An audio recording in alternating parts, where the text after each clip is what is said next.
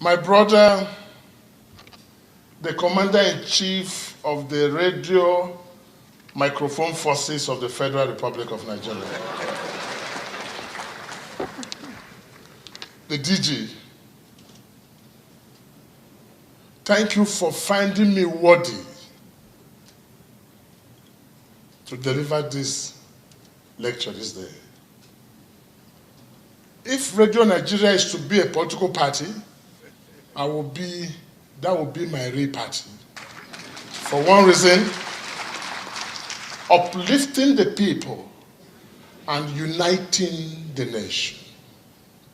This is the essence of what our change mantra stands for. Your Excellencies here, too numerous mention. This is why I find it easier to say, my people, my people.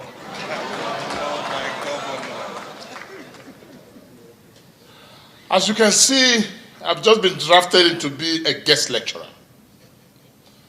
And in my usual characteristics, I'm not used to a written text. So do not expect from me a formal lecture. I'm going to give a talk. Because in the first place, I'm not qualified to be a lecturer. How can I be a lecturer when professors are here? What qualification do I have? And if I want to sound like a lecturer, they will begin to mark my thesis. But thank God also that I'm here giving a talk in the name of lecture, and professors are sitting down listening to me. What a wonderful day. This must go down in my CV as man who lectured the professors. But on a serious note, if my views have been consulted, and if Ladan had discussed with me before this invitation for this lecture, I would have chosen a topic more suitable to my talent.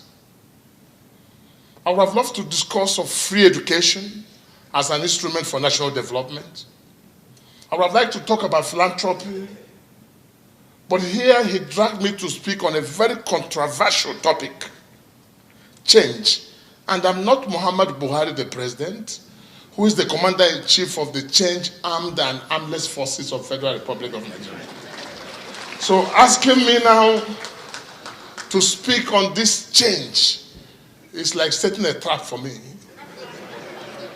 But let me say to you, ladies and gentlemen, I will speak and bear my heart. But in this lecture, and by the way, there will be no handout at the end of this lecture, so make sure you make your notes. I will bear my heart, and I will tell Nigerians how I feel about the entire entity called this nation, because of my genuine concern for this generation and subsequent generation of Nigerians yet unborn. In other words, this is the only golden opportunity for us to get it right. And if we don't get it right now as a nation, we can as well forget it. This is why this very topic is very crucial at this moment. But let me come back to this topic. Managing change in a democracy, the Nigerian situation. Rather than sounding like a lecturer, let me take a more practical approach by first of all try to understand what does Salisu Ladan and his people want me to talk about. Managing change in a democracy, the Nigerian example. And for those of us who understand, let me take a definition now. My lecture have started, by the way. Managing, for me, is simply running a thing, business. Be it government, be it organization, be it a family. Everyone is a manager in one form or the other. But here, from the Webster New Dictionary, defines managing as directing, if you like to use the word. with a certain level of skill towards ensuring the compliance in an organization. But that definition is not relevant for what I want to talk about. Because for me, managers are those who maintain the status quo and who go by the rules and regulations of an organization. So bringing a manager to a change will not be the right terminology, but rather you can bring a leader to a change.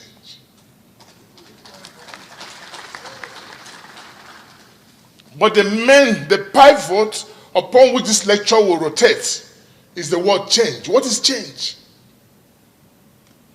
Let me also tell you, from that same dictionary, it gave me a very nice definition, which is doing something new in a radical manner. And that quickly hit my heart to say, that's the picture Nigerians have of President Buhari before they elected him. The Buhari of change, the Buhari of queuing online, the Buhari of zero tolerance to corruption. That's what brought him in. To some people, my question will be, does change means doing something differently in a democratic structure? Does change means changing from one form of government to another form of government? Does change connote replacement and displacement reaction in the course of election? Because in chemistry we said elements that are higher in the electrochemical series must always displace those lower in the electrochemical series. So given parties that are higher in the number of people will always displace those parties that have less number of people. Is that the change we're talking about? And my idea is that you could change a government without changing the living standard of the people. That is not change. You can change a minister and change a service chief without actually changing the system. That is not the change I think you want me to talk about. You are talking about change that really reflects positively on the life of the ordinary man. But let me say to you that change has come and change is here with us. But let me reserve it. I'll bring it again later in the course of this lecture. But let me again define the word democracy. Democracy is that form of government where the supremacy of the people will always reign. In other words, government of the people, by the people, and for the people. But democracy came like a wild wind from America, traversing all over the world. Some places creating havoc, and some places creating development. A nation that understands the essence of democracy have developed with it. A nation that do not understand have become down in the course of democracy. That again is a serious matter for debate. How have we fared in democracy in Nigeria? What has democracy produced for us? Let me say to you, shockingly enough and surprisingly, democracy in Nigeria has produced for us only political leaders without state leaders. Democracy has produced for us politicians who think about the next election constantly and not state leaders who will think about the next generation. So the challenge we have today is that in the course of democracy in Nigeria, once you get elected into office, your next action plan is how to win the next election and not necessarily how to put food on the table of the common man. This is the type of change we need to address. Because people say you could change. Thank God people are not changing their wives and not changing their husbands. Because change in a democracy is quite a different story. let me say something here before I go on. Do you know if you take a bottle of Coke and pour out the Coke inside the bottle of Fanta, and you drink that bottle of Fanta, you're not drinking Fanta, you're drinking Coke. So changing the container does not amount to change, but changing the content. I also buttress this point in relation to democracy. So back again, we are looking for leaders in a democracy and not managers in a democracy. And thank God that President Muhammad Buhari, today, the Commander-in-Chief of the Armed Forces, has the characteristics, the attribute, the personality that signifies change. And I want to tell all Nigerians that we are now in the right place. So democracy for me, and for those of us who agree with us, is that democracy in Nigeria has not been well practiced. Maybe this is the first time the masses of Nigeria desiring change could come out in a mass to vote a leader of their choice. Before, police, former IG, with due respect,